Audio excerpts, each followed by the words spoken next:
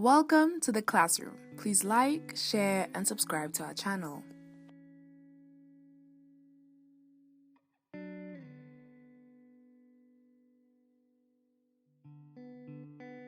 Public relations has two main functions, an external function and an internal function. The first one seeks to create a good image of the company towards external stakeholders, your suppliers, your consumers, financial institutions, and the community at large.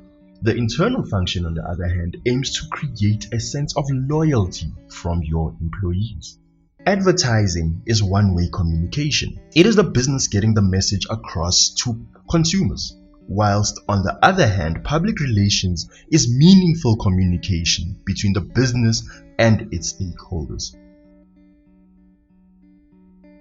If you were to do a bit of research, you would realize that brilliant PR does not happen after something negative has happened. Rather, it is a continuous process which must be approached in a professional manner. It is no wonder that PR is sometimes referred to as reputation management. The best definition of a stakeholder I read was anybody whom is affected by the business or who can affect or have an impact on the success of the business. But whose interests are more important? Who should be prioritized, the business or the stakeholders? This one may be easy. The employees and union representatives are the internal stakeholders, or as public relations would want it, the brand ambassadors of the business. Alas, it is difficult to control what people think or say.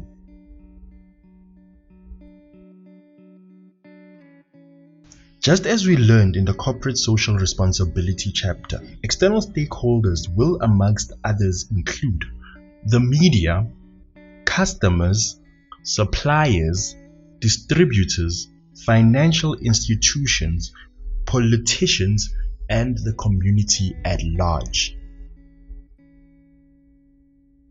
Knowing all these different stakeholders is not simply the ends to the means. You need to be able to communicate with them. And there are many different ways that messages and images may be communicated. Some of these methods may include the media. The media includes newspapers, magazines, television, and radio. It is important that you get good publicity for your business, and any information and good changes that happen in your company are promoted in the media. This news is better than advertising. Brochures. They are an excellent way of distributing information in a cost-effective manner. Many companies get someone to hand out these brochures in traffic or place them in people's mailboxes. Direct contact. Networking has become a very popular form of public relations. Attending networking events and talking about the company and its products will give people a first-hand opportunity to talk to employees. Sometimes the best form of communication is simply a telephone call, where you are following up on a sale or simply letting someone know about a new product. Remember what I said, it is quite expensive to find a new client. It is far cheaper to cultivate an existing relationship with an existing client. On the internet, you have social media networking sites such as Facebook, LinkedIn, Twitter, and many more. They allow companies and employees to talk about their products and services. These sites are free and provide excellent networking opportunities. Blogging and internet chat forums have also become popular public relations tools. Corporate social responsibility. Many businesses use corporate social responsibility as a public relations activity. By getting involved in community projects, your company will be able to get positive exposure. In a small business, public relations can be very difficult and time-consuming. It can be very expensive for a small company to maintain. However, in a large company, the difference is that you are able to hire specialized people to do and run the public relations. These people will be skilled and experienced in different ways of promoting the image of the company. Funds in a bigger company will be much more available for corporate social responsibility and public relations functions. For public relations to be successful, it has to be: number 1, planned. Have you ever heard of the 5 P's? Yes? No? Maybe? Okay. Proper planning prevents poor performance. Okay, I'll repeat that again for emphasis. Proper planning prevents poor performance. Public relations must be aware of all the internal and external factors which could affect communication. Like what, you may ask?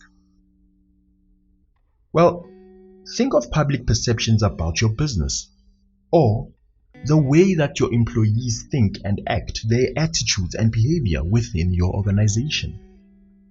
Once all of this is done, then positive change must be planned for and pursued.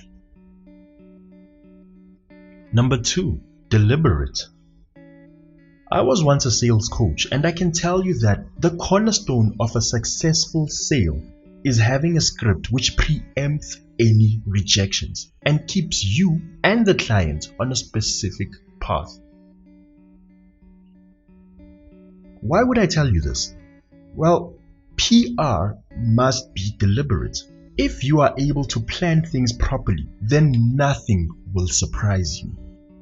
The PR message should be drafted in such a way that it will gain an understanding of stakeholder perceptions, influence the desired group of people by providing the correct information,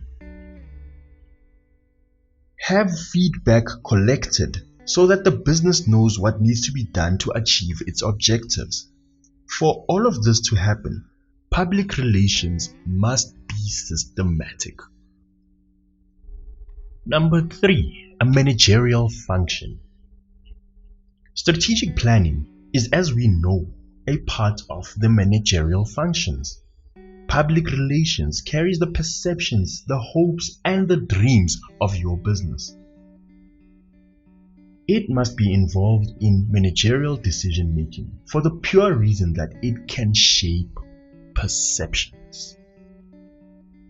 The most important one, number 4, be in the interest of the public and be two-way communication.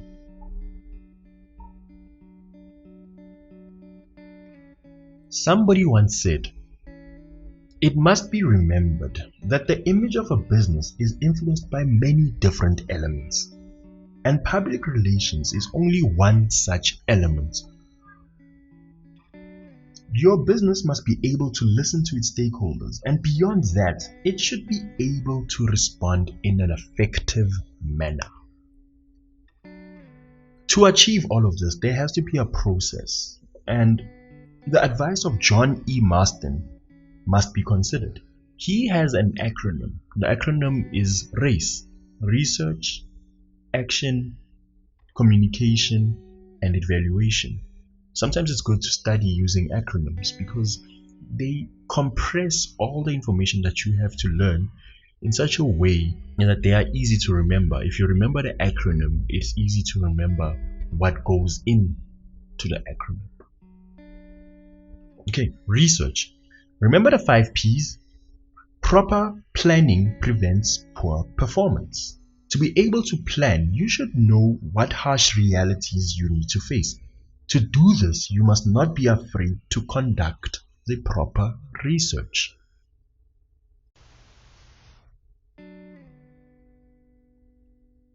Action. PR should be part of the management function, and in so doing, they have the responsibility of knowing the policies and the procedures of the business. This will allow you, as PR, to move in a swift and decisive manner. Communication will help us all move together as one. Businesses spend way too little on gathering meaningful communication from their stakeholders. Listen to your stakeholders and they will tell you what you are doing wrong and how you can go about making it right. Evaluation. This is a control activity. Have things gone according to plan? What went right or wrong? What could be done to make things right? In certain instances, it is normal to find that the public relations function is normally clumped up with the marketing function.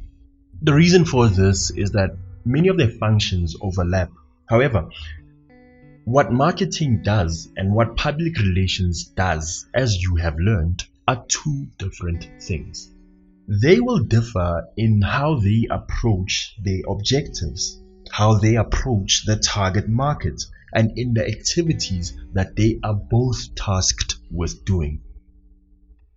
It is best to have an integrated perspective between marketing and public relations, where you are aware of the different roles that marketing and public relations has to perform, where these functions should support each other in an integrated approach where the ultimate goal is to achieve the business's financial objectives. Thank you for joining us in this lesson. If you learned something, give the video a like, share, and subscribe for more great content.